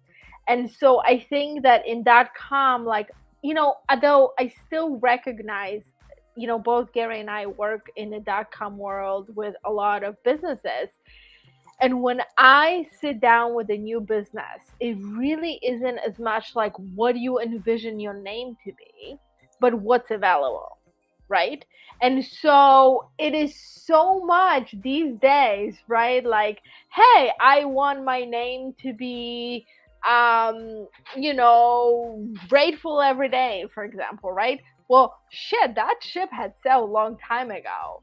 So you can have grateful every day in New York, but that kind of like, says, are you only gonna sell to New York? Because if you're online, like, right, like the point is to sell to everyone. And so much, like, I sit with business owners and I have this great name, and I'm like, did you run it through like availability? And they're like, no. And I go to Google and I'm like, you ever ranking for that name is nearly impossible, because there's like 25 other businesses that already have that name. So you're gonna have to be like grateful every day that, fuck no, or something crazy like that. I mean, and we know that .com is sort of, the king, but we're gonna start sort of transitioning from that. But I think we just scratch the iceberg of what that is going to offer, especially when it comes to subdomains, because we didn't have, for example, NewYorkCity.com, and then we had like subdomains off of that in the past. But I think with that ease, we have that opportunity. So I think, especially when it comes to locations or even like interests. And I recently was on a space, and we were talking about kind of value of domains. And I was saying, I'm really not selling anything that I have in my wallet. And I kind of buy domain names based on the sort of the projects that I envision I want to build on them. Granted, I can't build all of the projects, but I always kind of envision like what can be built on top of that, right? And when I think of that, I think that, currently we kind of just only imagine like subdomains can do, but I think like we haven't even scratched the surface of what potentially the subdomains can be. And so I think in that world where people are going to be building off of subdomains and subdomains and subdomains, like owning like, Ada.eth or Gary.eth or Nick.eth is like, holy shit, like you are the Gary of the world, you are the Ada of the world, right? Because it's like, I mean, it's different if you have like some sort of like a brand name that you can kind of like, subdomain off of, right? Like, Idaho. Like, it's very easy to envision, like, yeah, all the businesses in Idaho want to be like, bakery.idaho.eth, but it's like bakery.nick.eth or bakery.ada.eth. It's like, so it kind of makes it so super extra special. And I mean, we can really equate it to even like Instagram, right? Like, who's like, Nick on Instagram or Gary on Instagram, right? Because we have these like, what the fuck is my name that I don't like underscore, I don't know, that wasn't available at this point, right? So we kind of understand that it's so incredibly amazing to having something that's memorable and that is easy to sort of remember, that people are going to sort of go, oh, that's like blah blah blah, I'm going to go there, versus blah blah blah underscore this and that and that and then that and that and that. It's and we kind of can really trace that back from the phone numbers, right? It's like when you hear the ad on the radio and you're like 888 888 888, and you're like, okay, versus blah blah blah blah blah blah blah, and you're like, I don't know what the hell what they were talking about. And so I think it's kind of like the same way, like we starting to see the value based on how it's been through like the phone kind of era, to the .com era, to the social media era, to the .eth era. Like whatever we can remember and capture is what people are going to sort of prioritize. Hey, can I comment on that one, Ada? I love where you're going. No, Hey, it's very. I have my Go jump in. Oh, you had a hand. Oh, I'm sorry, Thready. Come on. No. Priority just to the kidding. people that have video on. Priority to the I'm- video. I'm just kidding, Novax. Go ahead. I wanted to interrupt 184. I wanted to interrupt 84 to talk. Priority before to the her. video. Go for it. But it's okay. Go ahead, and then I'll join. No, there are rules here. There are rules, and I intend to abide by the rules. Okay, I have two things to Play club. say. Okay, only two things to say, super fast. Yeah, two things. First of all, man, I totally know what you're talking about, Ada. I have a shit ton of, and this is what we were actually talking about a bit earlier. That yes, I wish I was in Bitcoin earlier, but I'm grateful that I'm here early, and I'm grateful to be here early because I got shit ton of um, huge Arabic family names, right? And like written in Arabic and in English, like English letters, right? But those things, and I swear, I've never listed and would never ever list. And I've talked about this on a hundreds of spaces and podcasts, that this is my passive income for the future. Because like Novak was saying earlier, I've said this a million times. You owning a family name is you owning the whole family in the future, right? So this is my bet and my investment for the future. And yeah, one more thing. So um, we're super early, right? And I don't know, Ada, if you know, but like everyone here, like there is a joke on ENS Twitter that is Thread Girl valuating everything for 100 ETH, right? I even bought 100 ETH.ETH. That's like, and NFT Verse was the one who told me, listen, this is available, go get it right now.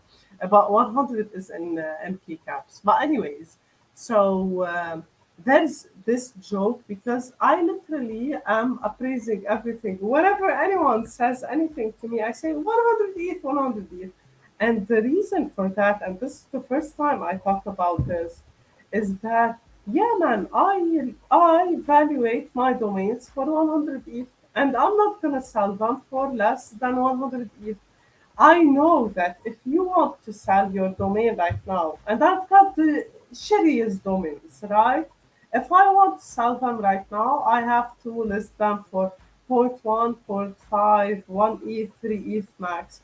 But I'm not in a hurry. My investment for me is a 3 to 5 years investment at a minimum. And this is why I appraise my share for 100 ETH, because I know that, I don't know, uh, uh, fucking whatever company that is not like IT and shit company, right? They're less likely to be in Web3 this year or the next year, right?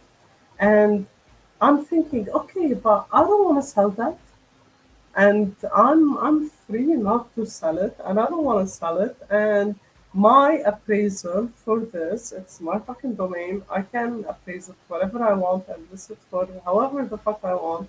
I want to appraise it for 100 ETH because this is the future. And if you look at all the Web3 domain sales, that okay, what two domains, I mean, and traditional domains, right? Not what two domains. Um, what utility does traditional domain have? Nothing. Nothing except you can build on them, okay? Literally nothing. You can just build a website on them. What utility does ENS domain have? You can build on them. Decentralized, uncensored. Uh, you can literally be super creative. Ada, you were in the space today. You saw what everyone was building on their shit, right? And that's like 5 people only. So imagine how much a lot of other people are building right now or will be building in 2 years. That's why, yeah, if you're here right now and you have a domain, that means when you registered it, you had this thesis behind it. Maybe I don't understand it personally, okay? Maybe because of different culture, different background, whatever. But there's no way that you register a domain and you don't have an idea why you registered for it. And this is why, yeah, it's worth 100 ETH. But you gotta wait for it. Yeah, you gotta wait a shit ton of time for it, or else just sell it for sand right now. So yeah. But Novax or 184. Sorry guys, man. When I drink, I take the mic. Priority to the video. Go for it, 184. No, I'll go after you. Jump in, Novax. Bro, I mean, I have to defer to my guy on the cam. All right. So I got 3 things. So go ahead too. I've got 3. Firstly, Ada, you said Idaho, and I'm always constantly offended. I love geodomains, and I'm always offended that there is no avatar for Idaho because I always think about Ralph Wiggum, I'm Idaho, and that should be the picture. I cannot believe it. But yeah, so geodomains, I love this topic. I've thought about this stuff a lot. And if you look at, you were talking about the .coms and things, if you look at most .coms of geographies, they're mostly aggregators. They're never like a company. It's something that cannot really be a brand. So it's one of these untouched things. That's why it's tough to value, and it's tough to say, you know, what happens in traditional Web 2 versus what could be. It's even harder to work out how to value that. But, and I'm reading straight off some stuff that I wrote, like, you've got to consider geodomains are communities, demographics, peoples, businesses, affiliations, history, economics, and all of the elements experienced by, like, if you know, we talk master in Japan, right? So Japan is experienced by the Japanese as Japan. And me, when I went to Japan, I have my unique experiences of all those features, the demographics, communities, the sake, the everything. Everyone has these myriad of experiences, and geodomains have no parallel in Web 2. So that to me is just the massive one. It may take a little bit longer, but it is truly the biggest play. And then I was thinking, you know, why ENS is, we're kind of like preaching to each other, but thinking a little bit more lately about ENS domains and the fact that these short, snappy names are the biggest flex, are the 100 ETH kind of valuations that they will have in the future. Well, you know, people buy cars. There are cars that depreciate, and there are amazing cars that are not going down. Like, they will appreciate in time, or they will hold value, and people acquire them, they own them, and they can easily go in and out. I have a friend that bought a car last year, amazing vehicle, and swapped it out for something a little bit more, not practical. It was still impractical, but swapped it out. And they could do that because it didn't lose any value. And there was a market for it. There was always a market for it. And half the names that we have are like a car in my mind. They are these beautiful things that have the utility of these beautiful things that look nice, but they also have the utility of you get to go out and flex them and use them. You get to drive your car, your amazing car. You can drive any car, but you can drive an amazing car and it will still have value. You can trade it out for another one and it will still have value. Just like amazing pieces of art, like you talk. It can deteriorate value a little bit. Cars. Right?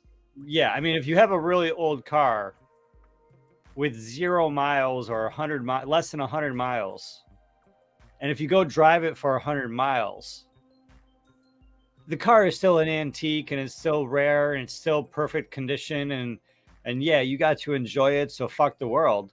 I'm swearing on here like it's the after show. It's the whiskey, but like I'm just saying, you know what I mean? Like it, like, because I'm comparing this to ENS names. So sorry to interject, but if you have an ENS name, which is a car, and you drive that car around, you know, on a road trip, and it didn't have any value, or if you dent up the car, you are taking away value. But if you take that car and you drive it 100 miles when it already has 100 miles and you put it onto a movie set and now that car was also in a movie, well, now, like, yeah, you added 100 miles, but you might be adding value. And so, like with ENS names, because like I do want to caution people, because I say things people don't want to hear. Wrapping your ENS name and using your ENS name, you're either adding value or removing value. It's never just one of the two. So just real quick to put it out there with cars and ENS names. But yeah, I love it. Keep on going. Tribes, I love it. Communities, tribes, local names. Yeah, it's just the comparison with cars, is it? And it's the same with art. You have these amazing pieces of art that you look at. So not only are they your flex, like an ENS name, but you can look at them. They will appreciate because they are quality and you get to look at them. We earlier in the conversation, Adi, you mentioned, you know, communities are the thing that are giving NFTs value where they didn't quite have it before. Threadgirl, you've talked about, you know, they've got to start adding more utility on top of that. And we have ENS that to me is enigmatic of these top end vehicles, the ones that you maybe don't drive for 100 kilometers, you just drive them to the showroom and everyone looks at them there, or it's the artwork that's in your home or in a gallery. But these names have this, what is it, exponential kind of value curve of they're just I'm just fanboying right now on names. I'm in the right place. I have a problem. Hey, I wanted. If you knew my geo names. What's up, NFT verse? I wanted to throw something at you guys because I wanted to kind of get your take on something, right? Since we're on the topic of names, right? So, I was kind of experimenting with some abbreviated names that have a certain length to them, right? So I'll give you an example. So we know that the cleanest version of certain names will go for premium amounts of money, right? So I'll give you an example. So TED, right? TED.ETH, right? We think that's probably the cleanest version of what we would say the shortest version of Theodore, right? We'd say TED, right? So TED.ETH, probably the premium version of that name. And then you have Theo, right? Another shorter version of TED or shorter version of Theodore, right?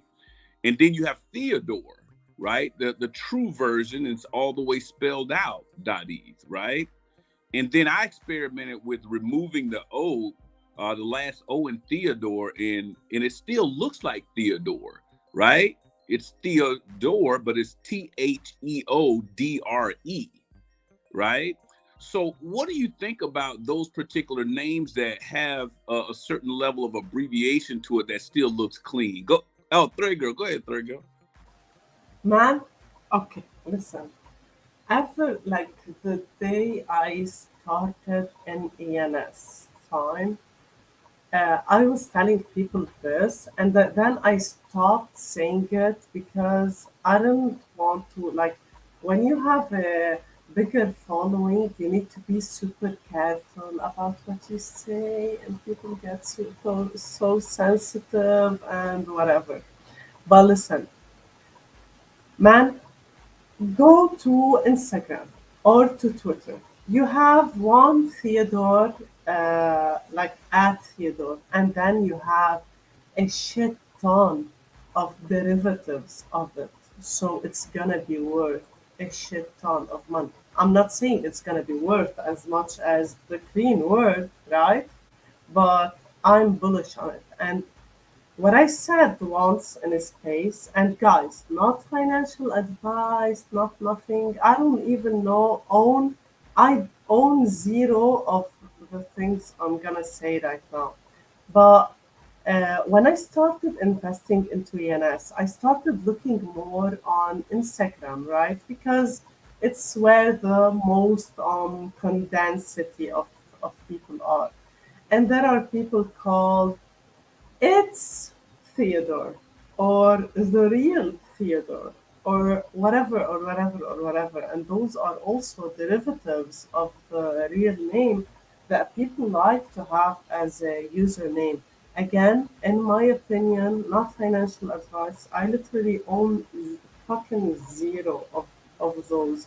But I believe every clean clean word or clean derivative of a name is gonna be worth something. Now, don't meant hyphenated Theodore, dollar sign, euro sign, five fucking flags, and tell me, oh my god, it's not selling. No, that shit's not gonna sell ever, right? But there are some clean stuff, and if you, like, you're not talking about adding suffixes and prefixes to the name, like you're just shorting it or making it longer or changing different letters. Man, I love those, to be honest, and kudos for you if you own some. That's my opinion, right? My drunk opinion. Oh God, that's not too good. I don't know. Hey Gary, what do you think about that? What are your thoughts on that example that I just gave with Theodore?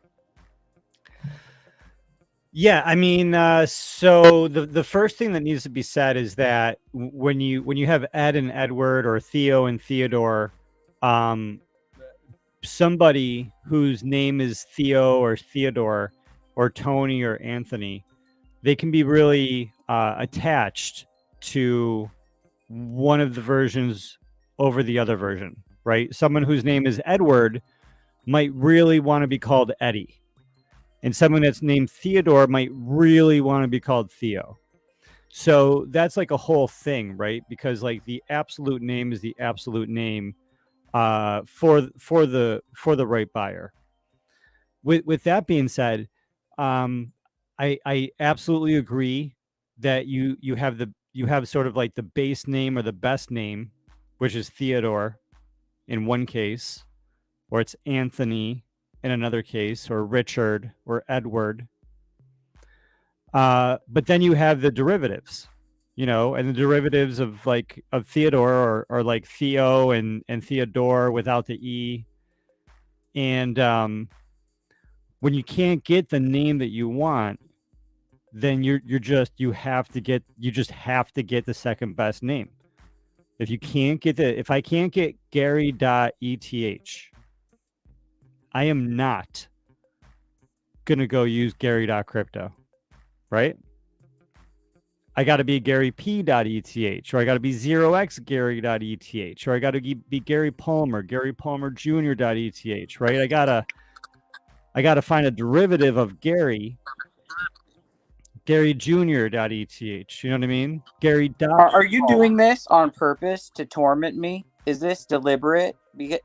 Because you know I have emoji crown Gary.eth, and so you're running through every other derivative and not saying, is this a tease? Because I feel like it's intentional.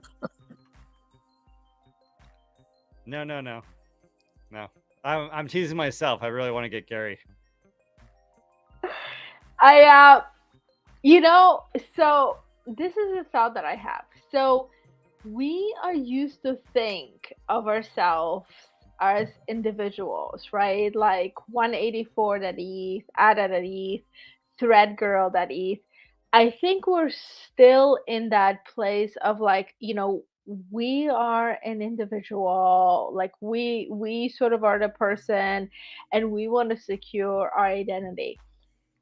I'm thinking a little bigger, and kind of I want to piggyback on what Gary says, right? Like always look to what younger generations are doing, because this is really going to inform kind of like where we're going with technology, culture, and all of those pieces. And I think that we are in this place of like building audience.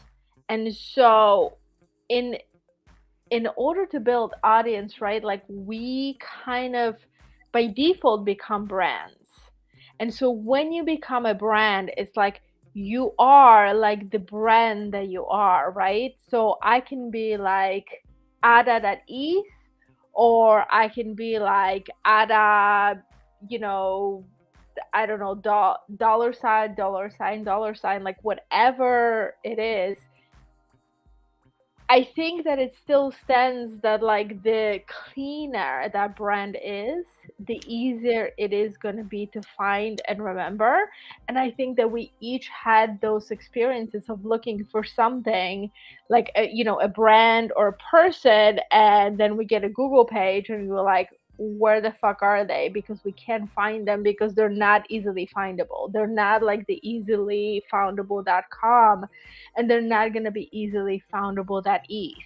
But I think it's like what you establish your brand to be, that's what your brand is going to be. But I think that it's still going to stand that the easiest to remember, or sort of the cleanest of those names, that's what people initially going to look for. And we don't really have a Google of that eth yet, but it's coming, you guys. Like we are going to go and look for that eth names And a directory. and A Google yeah, and a directory, right? Like with .coms, you need a 100%. Google. With .eth, you need Google, and you need a new phone book. Someone needs to reinvent Yeah, the phone book. exactly. Like we are gonna see some kind of directory, and we're like, it's like what I said. We so early that we haven't yet scratch the surface of like what's possible. But let's say if Ada.eth is going to become a brand, let's just say personal development brand or something, then there are so many possibilities to build on on the subdomain, right? Or Gary.eth, or Gary Palmer Jr.eth, or minting coins, or either Threadger, or any of those pieces, right? But I think that we're still thinking like we're individuals, but we are more and more and more moving in a place where if you capture audience, and if you have audience, and if you have engagement, then what makes you different from a brand, right? Like if you're providing a certain kind of value, whether it's education, or whether it's entertainment or commentary, or whichever of those pieces it is, or some that I haven't listed, right? Like there is, you have a voice, and that voice is being projected and kind of listened to and followed by other people. I think like what we're gonna do with that eth to the .com, we used to have to, like, we still have to connect so many other pieces, right? If you want to run courses, like you kind of have to pull in, if you're running on a WordPress, right? You have to pull in a plugin, and then you have to pay for it every year. And then if you want to pay for the courses, then you have to pull in the PayPal or some other payment process. Like you pull all these other pieces, but that ETH, we can do all those pieces together. Like just because the technology doesn't exist today doesn't mean isn't being developed right now as we're discussing it. And so I still think we're thinking about it like really, really small. Like, okay, what is what that ETH worth? And I'm like, what can you build on it? Like that's the bigger question, right? Like what kind of like what vision do you have for it, right? And what vision somebody else has for it. You hit the nail on the head earlier when you were talking about the internet loading, images loading line by line back in the day. And when images loaded on the computer, people thought, if you told people like, yeah, like everyone's going to have supercomputer smartphones and live streaming their video. And in the meantime, they're downloading porn and they're waiting like line by line for like the image to load. And, it's just, it needs to load a little faster. But what happened is that the technology got better, the infrastructure improved, and they invented new stuff like MP4 and MP3. And so everything's going to scale and everything's going to get better. And yeah, but does that answer the question, NFT verse? What I think about those values of those names? Yeah, definitely. I appreciate that. I just kind of wanted just to get some feedback on it because I have add 0x in front of all of them. Add a $sign after each of them. Get the derivatives of the derivatives. Yeah, right. I know it's so wide, right? It's so wide that I mean you could go down a rabbit hole with all types of derivatives, but I think at the end of the day, like you said, I mean, if people can't find something, people are going to look for something, especially if it's their name, they're going to look for the most simple available form of that name. And the thing is that there are only going to be a certain amount of buyers that are going to be able to acquire those names. Whatever's left out there as derivatives are going to be left, but there's a ranking system that comes to names, right? When you think about transfer of energy, transfer of value. Yeah, definitely. Someone's going to give me 100 Ethereum one day for one of my names, and I'm going to have to put a 50 Ethereum bid on Gary.eth. I feel you on that. What's up, Thread Girl? Guys, if I really want to talk. So, first of all, Ada, to what you were saying, like the branding type of thing, I think 184, Gary, Novak's, and Verse have heard both of the stories I'm gonna tell a million times, but you haven't, so I'm gonna repeat them for you. The first one is that back in April, like mid-April, when the four digits were minting, I was threadgirl.eth, and I was in a space, in a Bloom space, right? And someone asked me, like the co-host asked me, listen, how much would you sell Threadgirl for? And I told him, man, I wouldn't sell it. It's me, right? But and then he said, what about 10 ETH? I told him, I would think about it. And deep down, I would have sold it right off the bat. But now, uh, fast forward, me being me in the space and like I feel my name means something to me, right? I don't know, like maybe people don't give a shit about me, right? But I feel I'm building something. Me being here in the space every single day is not for no reason, right? I'm building my own brand. And if right now the same person says, how about 100 ETH, right? I would sell my house for 100 ETH, by the way, but I wouldn't sell threadgirl.eth because it's me, it's my brand. I've been awake day and night, getting into every single space, trying to catch on to every. Could you imagine if there was another Thread Girl and her name was threadgirl.eth? Like just that's what everyone needs to think about, because like being in business for a long time and being in sales for a long time, if you give somebody $1 million opportunity, if you give them like the greatest deal and you just tell them, oh my goodness, like you're just gonna have like, you don't even understand how beautiful of a thing this is, they're gonna look at it and they're gonna be like, I don't know if I want to do this great thing for me. I don't know if I want to do this great thing for my business, because they're going to be uncertain if they want to, take that risk for that value that they're going to receive. But once they have that image in their brain of their competitor owning the exact same thing that they were about to own, or their competitor doing, the exact same thing that they were about to do. Once you think, you're like, oh, I don't know, should I buy threadgirl.eth? It's like once you think about that other chick or that other dude or that other brand or that other company buying your name and doing that thing, that's what did it for me in Web3 domains. Because I was thinking about it and I was like, I don't know, do I want to do this? It's like, it was a big bullet. I could talk about it in like an after show and get into some of the numbers. But I mean, it's like, 5 figures, you know what I mean? It was like 5 figures to like launch Web3 domains, it like wasn't cheap. And I was just thinking, like, what if a competitor came and what if they, and five figures is nothing, just for that. I mean, for me it's something, but for a business coming in to spend what I spent, I mean, to do what I'm doing now with a little bit of money, the shoestring that I have is like pretty crazy. If I had a real budget, I'd be crushing it even more. But for me to think about the competitor coming in and think about anybody coming in and purchasing Web3 domains when like I had that opportunity right in front of me, that's what I said to myself, where I realized, oh shit, I have to buy all of these domain names, all these .com domain names. I gotta spend like, I mean, how much Ethereum is that? I mean, I spent like a couple dozen Ethereum, buying these Web2 domains, let alone all the money on the content and this and that, but the name is everything. Everything is in the name.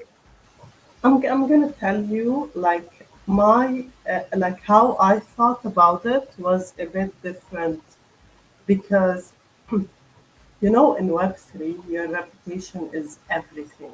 Right? Literally everything. You burn your reputation, you burn literally yourself, your brand, literally your everything. And I don't care if a competitor takes threadgirl.eth and make a thing out of it, right?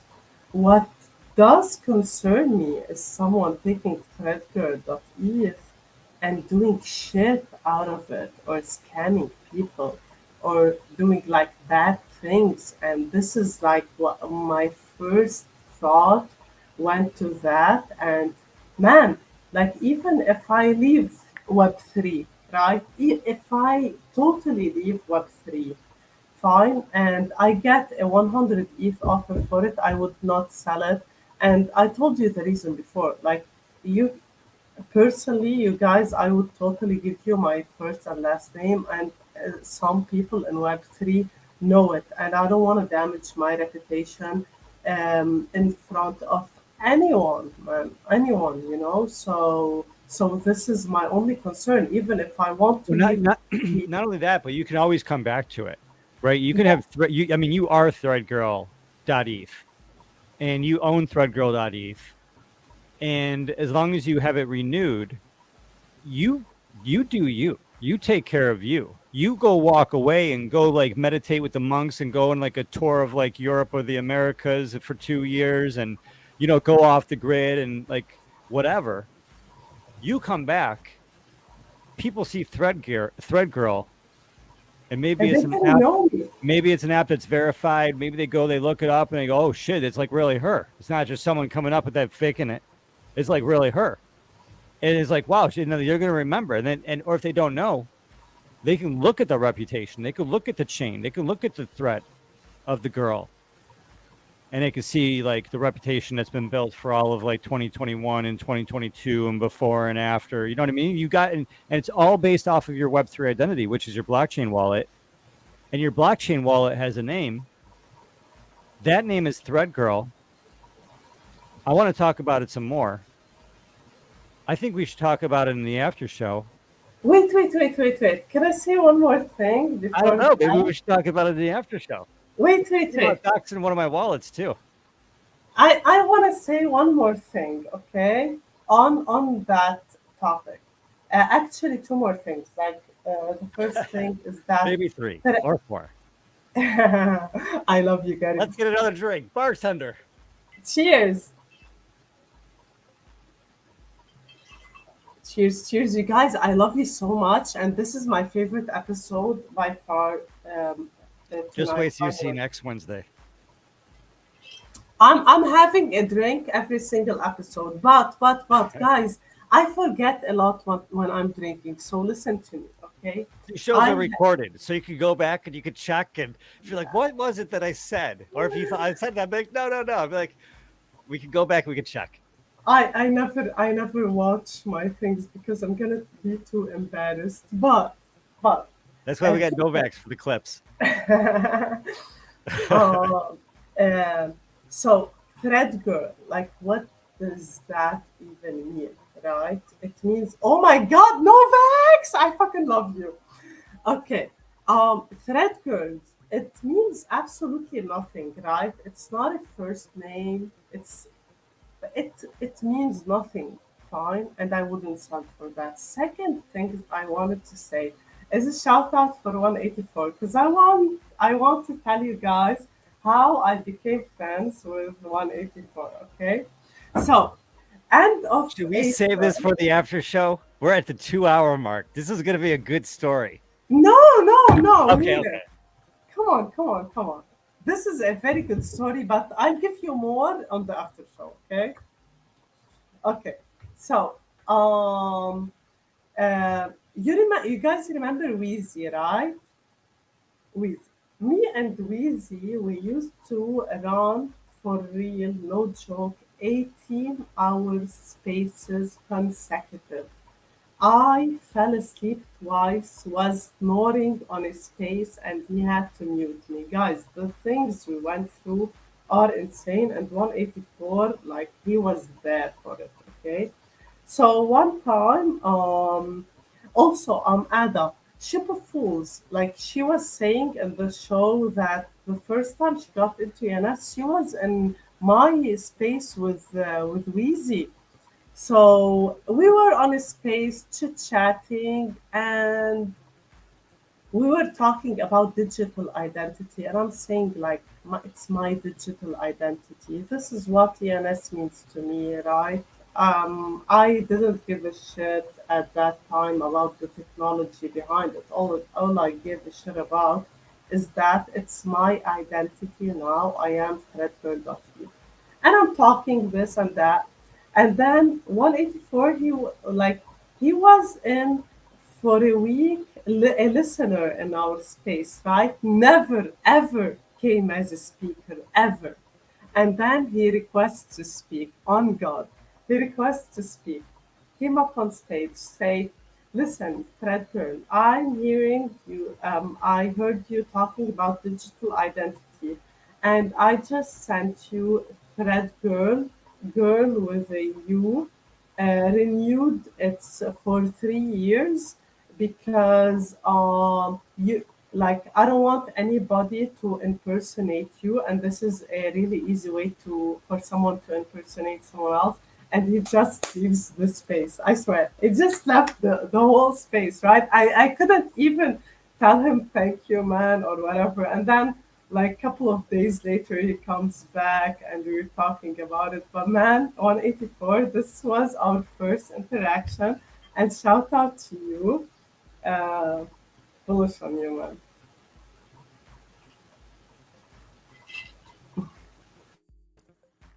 You have a message from Anonymous for the Minting Coins community. Thread Girl, the Anonymous community has identified you as the chief candidate to take over Operation Web3. And we demand you rally the largest force you can find to encourage ENS adoption for the betterment of all mankind. We're anonymous. Expect us. Hell yeah, hell yeah. Yes, I love it. You know, I always said, oh my God, that's scary. Yeah. Yes. All right, we have to totally go to after show, you guys, because I always tell Gary, I'm like, please make sure don't talk shit on the live shows, so we don't get canceled. So, but you know, the amazing thing is like, you know, the community is like what brings what brings kind of all of us together. And I I always kind of like, I always say like, I always design t-shirts at the back of my head and they like kind of like never come to fruition. But I had this design for like a really, really long time. And it's like, I am here for the revolution. And it's like kind of like, coming into US from Poland when Poland was like still like 1991, right? Where like Soviet regime, like the Berlin Wall just fell. It's like, and my family was always like This a is after show talk. very revolutionary family, right? Like it is like we are on the cusp Remember when we of used to firebomb those buildings? no, we used to like my family was like that. All right, after show. But like After show. we damn. are in that like precipice, you guys, where it's like My editor is so gonna be much like, is "Fuck, dude, possible. they're like 6 minutes over again." Man, Gary. Sorry, Novak. Oh, sorry, no. We're working on it. Adult. Episode has been Yeah, sponsored by Anonymous. I really think we should I wrap it was up. like, "Hey, let's cut the show off early at like 90 minutes today," and it's like, "Nope, nope." No. Wait. Ada, I'm bullish on you. Okay, especially that you're bringing this topic that hits home. Oh my God, 184 knows what I'm gonna say. So yeah, man, like I totally get where you're coming from. Sorry, but We are here for the revolution, you guys, and like it is gonna happen in one way or another, and it can be very subtle, it can be very intense, whichever way we goes. But I think that it's like what we do and kind of how we perceive within the Web3 space, like it does matter, and our digital identity does matter. And I remember, very similar to Thread Girl, like when Gary initially purchased the Ada.eth, I was like, yeah, okay, like that's cool. I'm really Adriana, but I'll take Ada because that's short. A lot of people do call me Ada. So I'm like, I guess. Like, I was like lukewarm about it. And I was like, and then on the back of my head, I was like, I'll keep Unfolded Life. And Ada would be like, if somebody makes me an offer, like I'll sell it. And now it's like, I don't know. Because like, yeah, we used to think of ourselves as individuals, but I think that we are creating something more. Like we are, and I don't like the word brands but I think we haven't came up with a better word yet.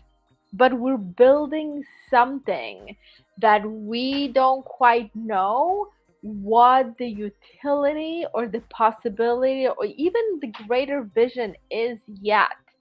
But I think that what we do within that space of r.eth does matter. Holy shit, Novak doesn't have a mascot! Hey, guys, this Novak's got this, and we're gonna post it on Twitter. Novak's just doxed you guys. Wow. Is minting coins a bad influence on people? What's going on here? Like minting coins plus Whiskey Wednesdays equals question mark emoji. I was gonna say only on Gary Palmer Jr.'s Minting Coin show. It's the only place I'll video docs ever, forever. I have a life in perpetuity contract with Gary. I actually can't reveal my likeness anywhere else but here. So I just have one thing two things, three. I have 5 things to say. In the after show. Cheers. In the after show. Cheers. Cheers. Oh wait, is Thread Girl frozen? Yeah, she rugged on a cheers, man. She always rugs when she cheerses. She You notice that? runs at the best times. But what I was going to say is whatever happens to minting coins stays in minting coins, but we are live, you guys. So I think this is great foray into the after show. So Gary, I would invite you to take us there. Cool. Let me see what was just said over here. Cool. So yeah, and Verse just dropped out. Yeah. So how this is gonna work is that we're gonna close up this show, and someone watching the show who we sort of know, then hit us up in the DMs, and maybe you can get in the private show. I think we're gonna dive into a little bit of things that a couple of things that Thread Girl talked about. Including like some wallets, and yeah, so we're gonna close this show. We're gonna have like a 5 or 10 minute intermission for everybody to get some food, go to the restroom, do what they got to do. I am going to launch a new live stream, and everyone on this call will get a link, and then just it's gonna work the exact same way. We're gonna go live.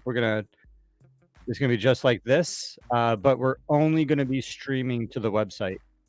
So the only way to watch the stream is going to be through a membership at mintingcoins.com. And that's going to start really soon. So yeah, so I recommend that you check out the show notes. You can see links to 184.eth, threadgirl.eth, novax.eth on Twitter. Unfoldedlife.eth, who is Ada is not there, but go check out Unfolded Life on Twitter, twitter.com/unfoldedlife, or just search Ada.eth. And anybody want to say anything before we end the broadcast and go to the live stream? Yeah, Thread Girl raising the finger. So listen, if you think you got the unhinged Thread Girl right now, wait for the after show, you guys. Come on. Get into the after show. It's gonna be epic. I'm on my second bottle, so let's get it. Yeah, I'm gonna need a third drink. Yeah, well, we're gonna be talking about wallets, whiskey, and revolution. So I'm Gary Palmer Jr. .eth. You're you, and until next time, together we are minting coins.